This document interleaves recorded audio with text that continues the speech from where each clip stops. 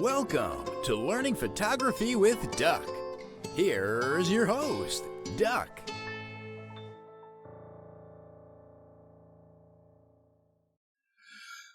Swoosh! All right. Welcome once again to another edition of Learning Photography with Duck. I am your host, as ever, Duck. Welcome once again. Today we have our Q&A, and of course, what do I have? I have, whatchamacallit? Let's put the title up. There you go. Q&A.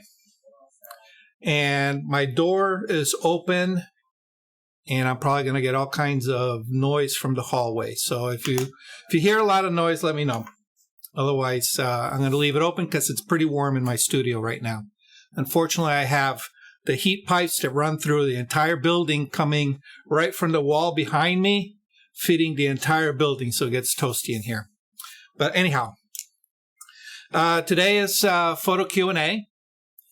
And so basically, if you have a photo question, whether it's about your camera, equipment, and even editing, feel free to give me, ask your question.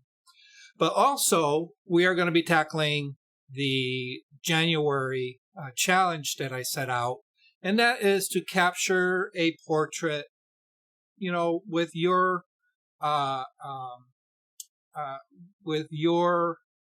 interpretation, I guess you can say, of mood lighting. So basically, the challenge was to create something with a little bit of mood to it and submit it so that we can all take a look at it and, comment on it. As I was mentioning before I started recording the session, that I had somebody submit 2 images. The requirement was basically 1, but they submitted 2. And for the life of me, I can't remember who it was or what I did with the images. I know I did not download the images to my system. I just kind of flagged it saying, hey, they made the submission and I'd get back to it later. And of course, I can't find them now. They are completely gone. I searched high and low for about an hour, just racking my brains out, and I couldn't find them. So we do have one submitted by Alan Trafney, and of course, Alan is not here. We have Alan Kenzier here, but not the other Alan. So, and I didn't submit anything. And you didn't submit anything. And Jill didn't submit anything. And Bonnie she refuses to take photos because she's hibernating. I did not take photos because I hit a period where photography is not even in my vein right now. No, that's okay. But I'm teasing. I'm just gonna poke fun at you guys. So I guess, I can talk about Alan's submission.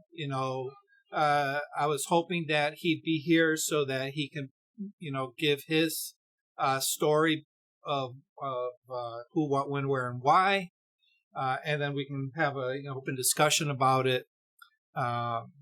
It kind of defeats the purpose of doing these exercises and not having the author available to talk about their work. But I can do a little bit of a critique on it. Of course, it's nice if the author is here to be able to receive the critique and be able to counter any of my observations with their own critique as well. So hopefully Alan will see this later on if he decides to watch the replay on YouTube. Otherwise, let me share. All right, and I'm not gonna share the screen. If you want, just enlarge my Zoom window on your end,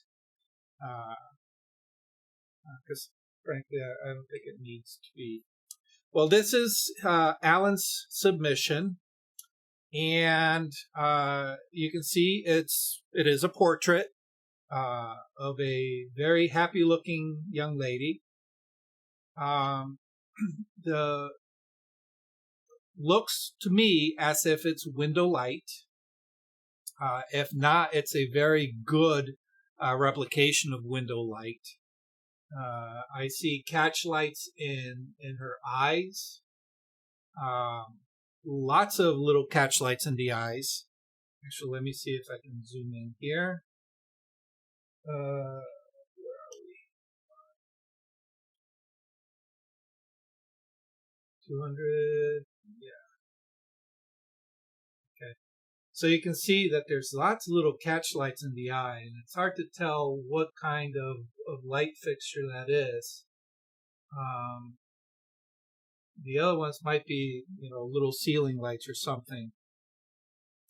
And there looks like there might even be a bit of a bounce card because I don't know if you guys can see it on the screen. Oops. Where did my...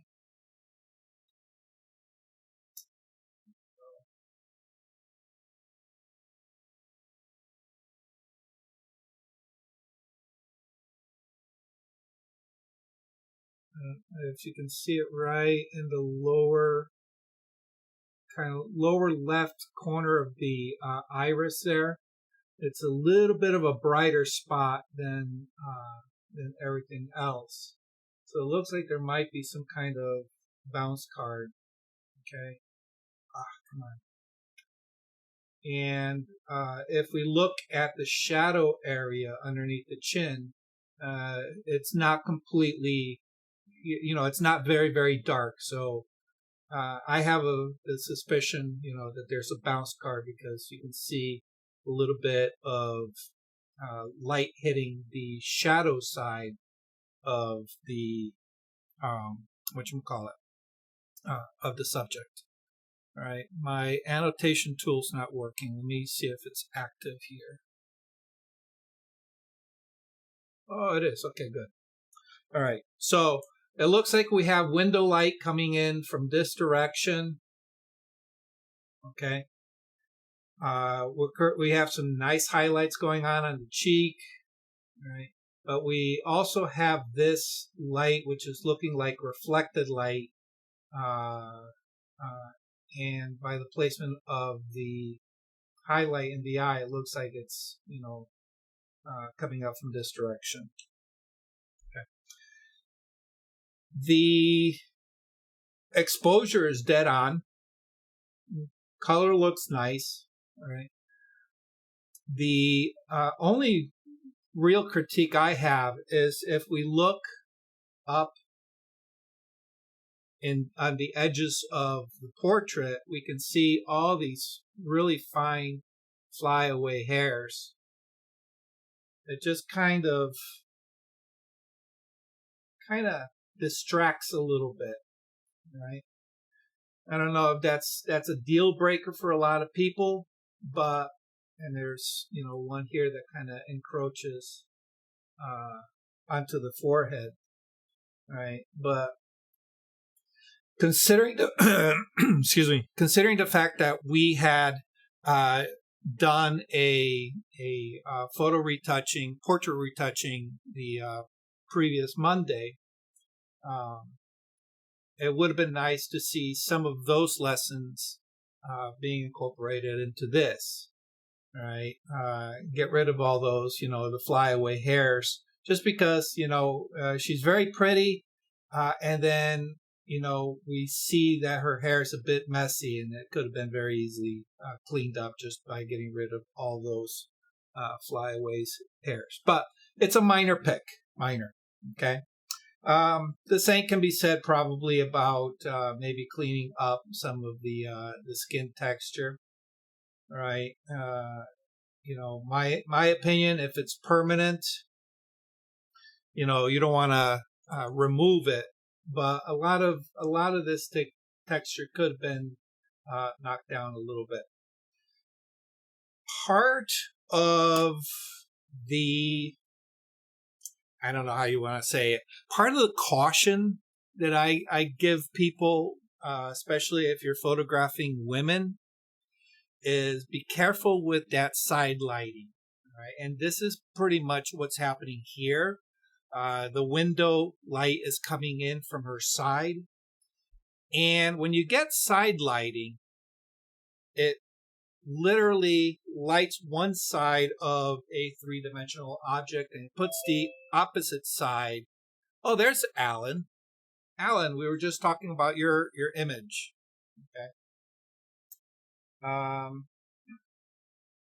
Just to give you, actually, while you're here, before I continue, go ahead and just give me your story about how the who, what, when, where, and why of how you created this, if you could. Oh, can't hear you. Uh-oh. Having issues with the mic, huh? Damn. Okay. All right, if you get it fixed, just chime in. All right. But basically what I had just finished explaining to everything, because literally we just started here, is that I am assuming this was a window light. Is that correct? Awesome. He nodded yes. And I get the impression that there was some kind of bounce card, off to the side, kicking a little bit of reflection back this way. Oh, no. All right. There's got to be something that's causing a reflection, because I see the shadow side really picking up a lot of light. Was there something light off to the side, if you can recall? No? All right. Well, something was creating this kickback, because those shadows are very open. All right. Or did you do something in editing to open those shadows? Oh, you did. Okay.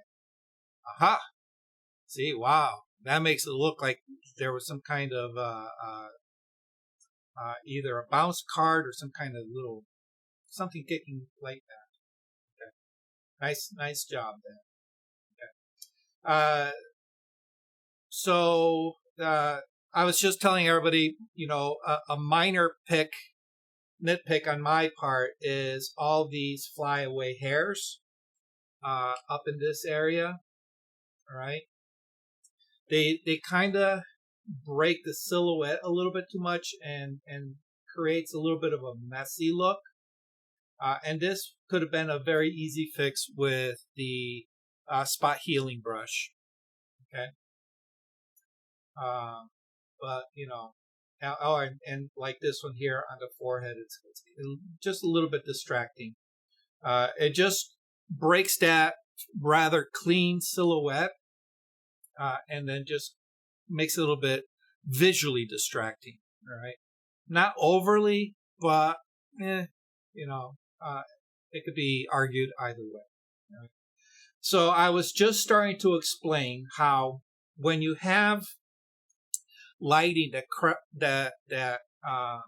comes across, whether either you're feathering across the front of somebody or you have that side lighting, as in this case, what happens is it really accentuates a lot of the flaws on the skin.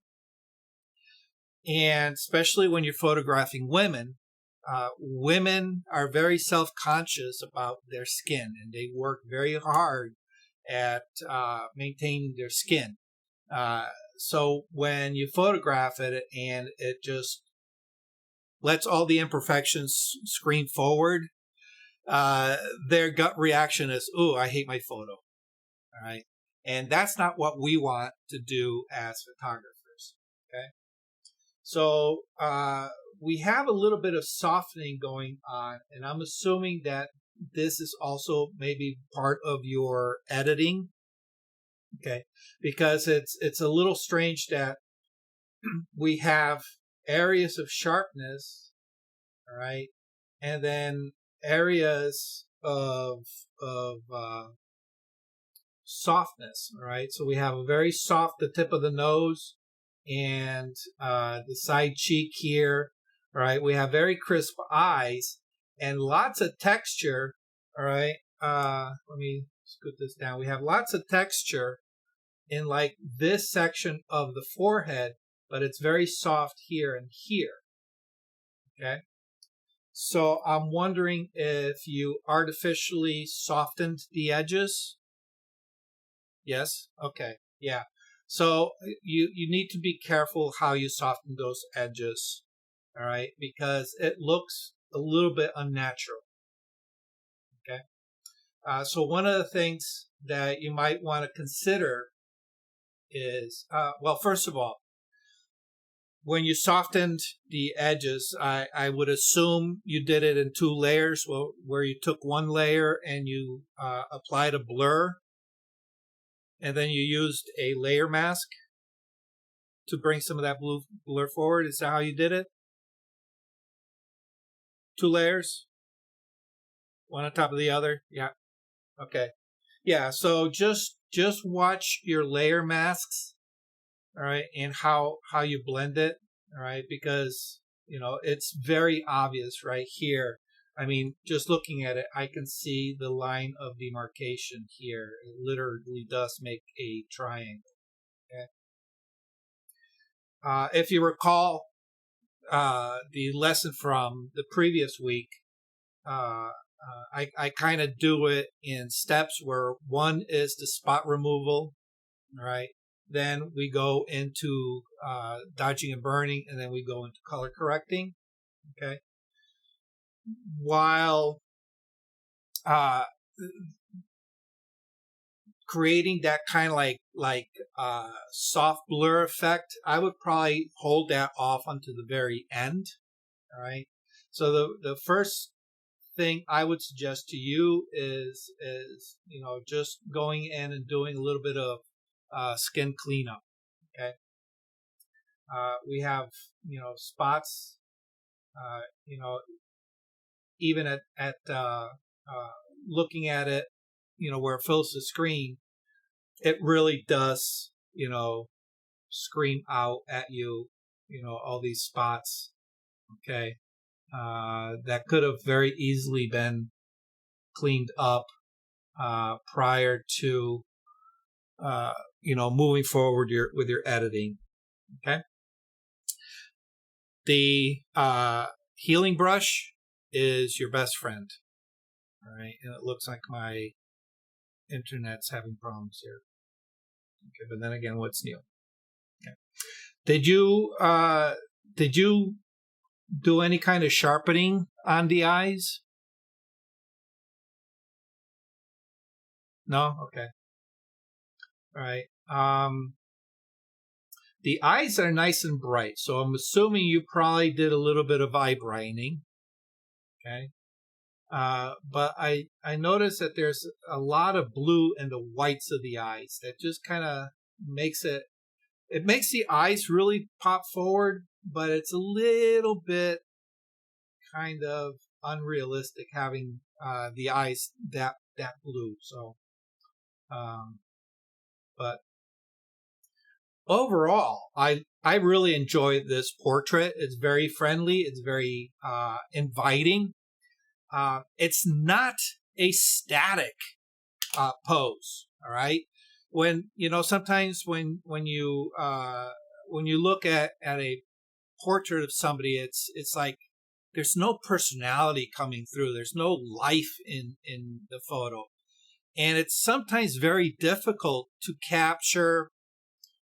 It's called capturing movement in a still frame. Okay. And in this particular case, there seems to be, the indication of movement. It's a very welcoming, hey, how are you kind of movement behind it. Okay. And I love the side lighting from the natural window. I really, really do. Okay. And I am wondering if it wouldn't have served it a little bit better if you had left some of those shadows in. I know I fell into that, I guess you can say, I don't know if I'd call it a bad habit. But looking back for me, it was kind of a bad habit where I tried to kill a lot of the shadow on the shadow side just by opening them up too much. But, I'm just wondering if you had left the shadows here on this side, if we would have gone a little bit more dimension to her face. Okay, just a thought. So yeah, the overall brightness is really good on her face. I love the exposure. Okay. The one thing that I do tell people is you want to watch how the image flows. Okay. We read images from left to right. So we're immediately brought into a very bright, saturated color. Okay. And right below that, a very bright area of luminosity. Okay. So, right off the bat, we're met with something that really grabs our attention. Okay. The one thing that's going for it is that it is very soft and blurred, so that will help push it to the background and make it read as a background. But the saturation, all right, on this is a little bit too much, and the luminosity on this, can be argued one way or the other. Okay.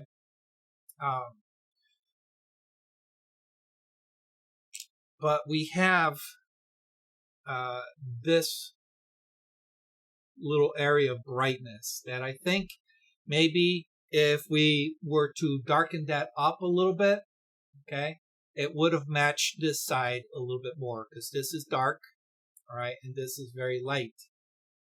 All right, so if we had made that area a little bit darker, it would have matched the other side, so it would have been a little bit of balance. And it would have helped to bring the attention inwards towards your subject. All right. So the darkness in the corner helps push in this direction. Okay. Not an overall killer, but and then the other thing is just lower the saturation level on the blue. Okay. And that is color saturation, not an exposure shift. Okay. If anything, maybe make the blue a little bit lighter. So less saturated, a little bit brighter. Okay. So then we would have had a dark subject on a very light background. Okay. And because it's out of focus, it would have really, really worked well. Okay. But as far as brightness is concerned, and this is a very minor pick, just something to keep in mind is that this right here competes with this as far as the luminosity.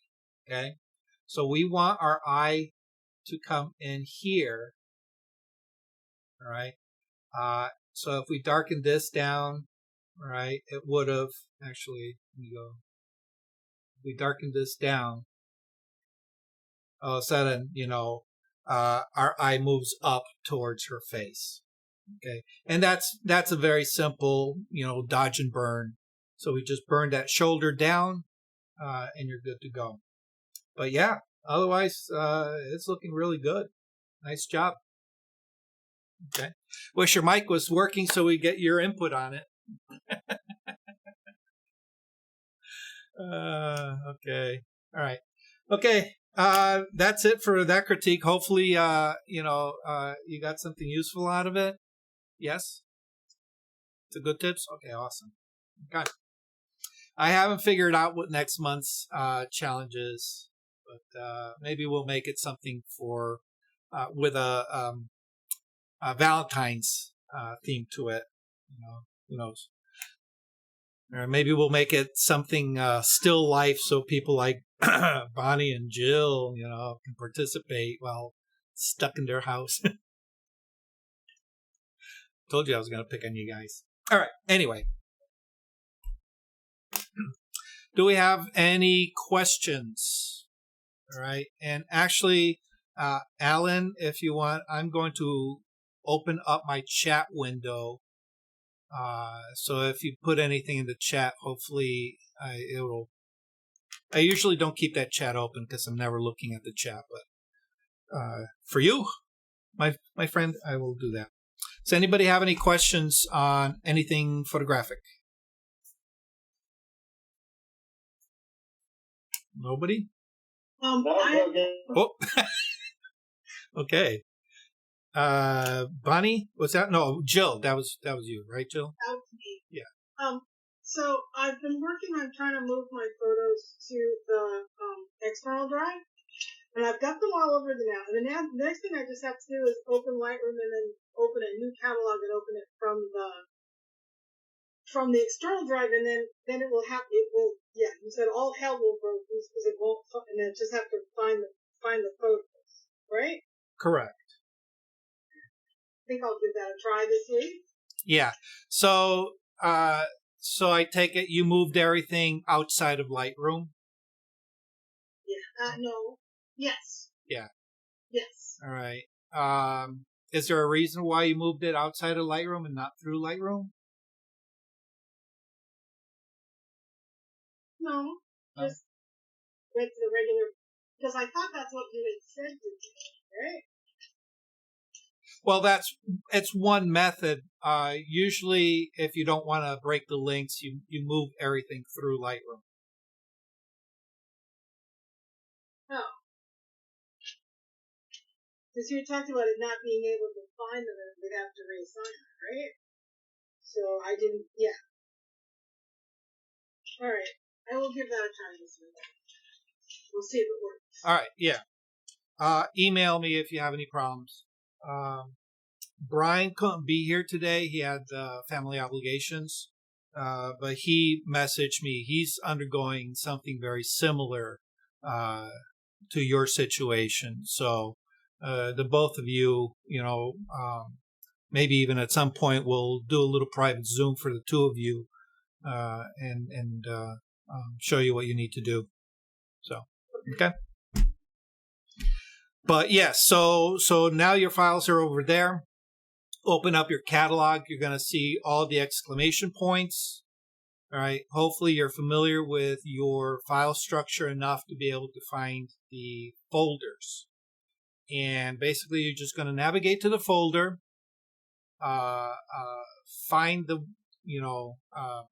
when you find one image, so you make the connection with that one image, it will find everything else in that folder automatically for you.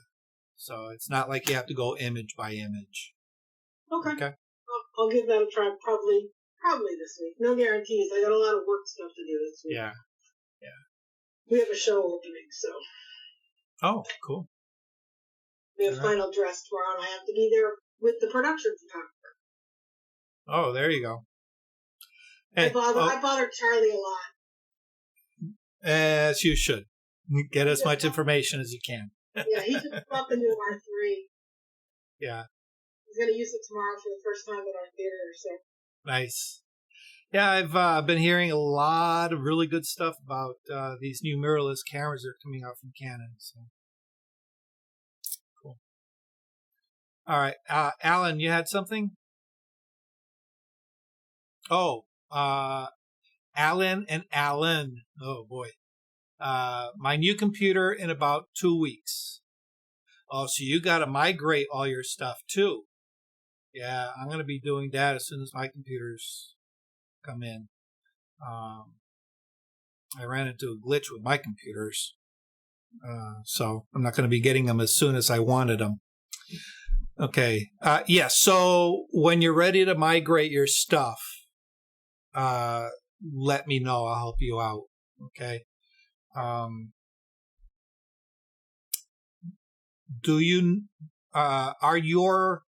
is your current catalog in a separate drive from like your your computer operating system drive? Oh, it's an external. Oh, piece of cake. Okay, piece of cake. All right. At that point, my next question is going to be, do you know where your Lightroom catalog resides? You do? You think? All right. Hopefully it's on that external drive. All right. And if it is, it's going to make your transition super easy. Super, super, super easy. All right. If not, we'll need to transfer the library to the new drive, to the new computer, and then reestablish any lost links. Okay. All right. Okay. And Alan K. Did you have a question? I thought I heard your voice pop up earlier. No, if you sarcastic, it was though, but no, I don't have anything about saying. Okay. The only basically, there's more than a lot of us are using more than one post-processing application as well. It's just not everybody's using Lightroom, not everybody's using Photoshop. You know, there's other products out there. For my portrait, I use Luminar AI and Luminar Neo. Okay. And everything that you were talking about is kind of a click away in most instances. Everything that you were talking about with that particular portrait. Okay. Here again, that's me. That's not anybody else. Yeah.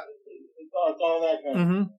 But, one of the things that I find is that even though you're working with separate software, if you can understand the foundation, the fundamentals of what goes into it, it's just a matter of applying those foundations to the different softwares, because the foundations are still the same. Yeah. Yeah. I mean, here again with the Luminar AI, they've got a portrait goal that the AI finds the subject and everything else goes as blurry as you want. Yeah. Yeah. That type of thing. They've got other types of tools that are probably similar in Photoshop. Just for me, I do something else for a portrait. Yeah. Yeah. Well, Photoshop is starting to develop some of the similar tools through their neural filters. Unfortunately, my computer has no access to the neural filters because it's too old and doesn't have the video graphics capabilities that it requires. So though they are all locked out for me, I can't access them. But it's funny you should mention the one click to fix this, one click to fix that. I remember a conversation, maybe about a year and a half ago, when some of these AI features were starting to come forward, and a couple of photographers made mention of the fact, well, is it going to kill the artistry of photo editing? All right. Is it going to get to the point where, because everybody has access to the same tools, that everybody's images are now going to start looking the same? Which, looking back a year and a half ago, it was, a credible question. We kind of saw this a little bit when Instagram came out with, all the Instagram filters, and what was it? Snapseed came out with all these one-click filters. All of a sudden you were seeing all these Instagram posts with the same look left and right. So the concern came about is like, well, if we're incorporating that kind of technology that is available now to the professional photographer, are we going to go down that rabbit hole where professional commercial photography is now all going to start looking the same? But now that we've, passed it a year and a half now, Luminar AI has really, really, come into its own as far as an editing software, editing platform is concerned. And they've blown a lot of their competitors out of the water with their products.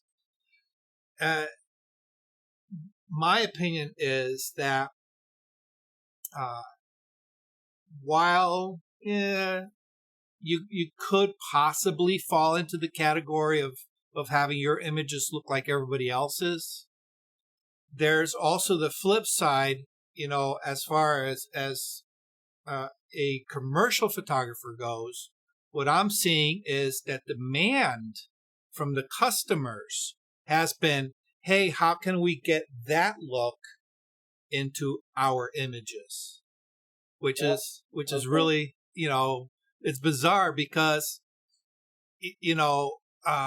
as a professional photographer, a lot of them were cringing at these, Snapseed and Instagram filters, saying, "Oh my God, it's ruining photography. It's oversaturated colors, weird color shifts, or grossly underexposed, undersaturated images." But it really, the demand for it has creeped into the commercial field, and I'm actually even seeing it in featured films. It's really strange.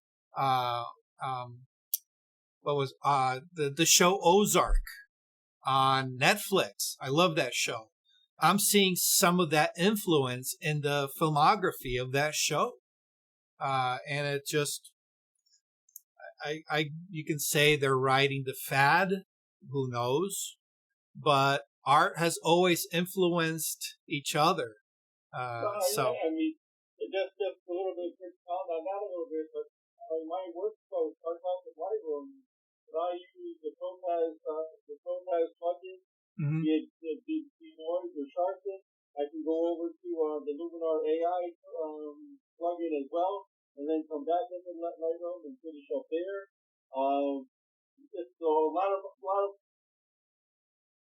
using multiple post-processing tools. That's me, if you will. I mean, Yes. with my land, with my wildlife and stuff like that, I'm doing some crazy stuff with them anyway. So I mean, just basically, one processing tool might not just, you might need more than one processing tool to get what you're trying to do. Right. Yeah. Yep. At some point in time. I mean, in your evolution as a project. True, but you have what's the word? Mental block here. I can't think of the word now. Oh my God. But with your photography, you have a lot of experience in editing, where you've gone through that whole discovery process, and you're getting into that experimental stage of creating your own look. A lot of beginning photographers, they're trying to copy somebody else's look.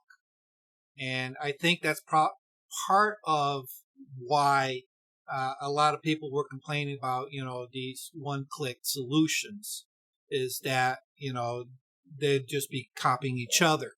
Okay. But if you've gotten to the point, well, you have, Alan, where you say, okay, I've learned all that. Now let me see if I can push myself a little bit further, and then, push the tools. That's when you really come into your own. So. Cool. Thanks, Doug. Any other questions, comments, concerns? No. I wish I had something more prepared today. All right, so let me ask a question to you guys. All right. Last week, Carol asked if I could give a demonstration about how to create like a snowflake or falling snow, falling snow overlay on some images, which leads me to my question for you guys.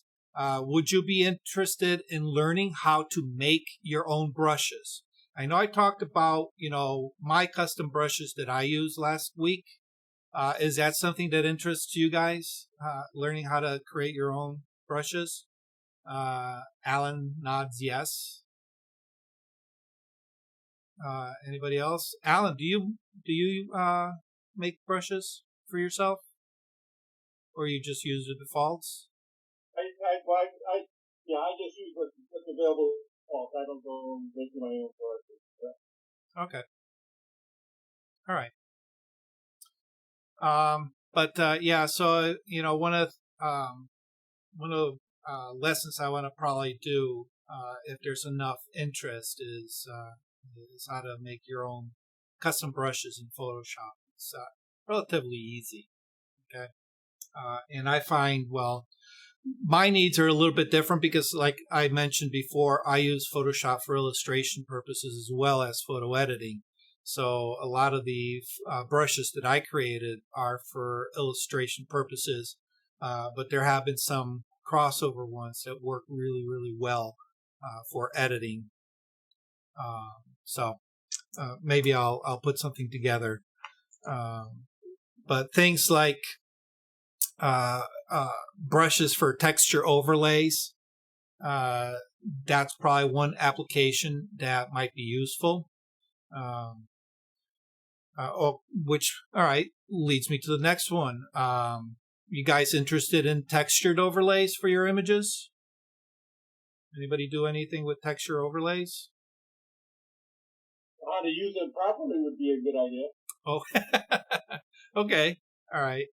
So yeah, I mean, here again, that's one of those things where with the right texture, apply to something, it'll change it.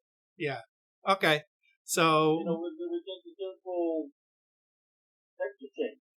All right. So I'll put something together with textures. Awesome. All right. So just like I did with Carol, I think I will make a little note so I don't forget. Texture overlays. Okay. Awesome.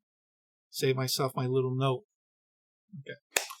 Well, this is going to be a very short session if nobody's got questions, because I really, don't have much as far as prepared material, other than, going over the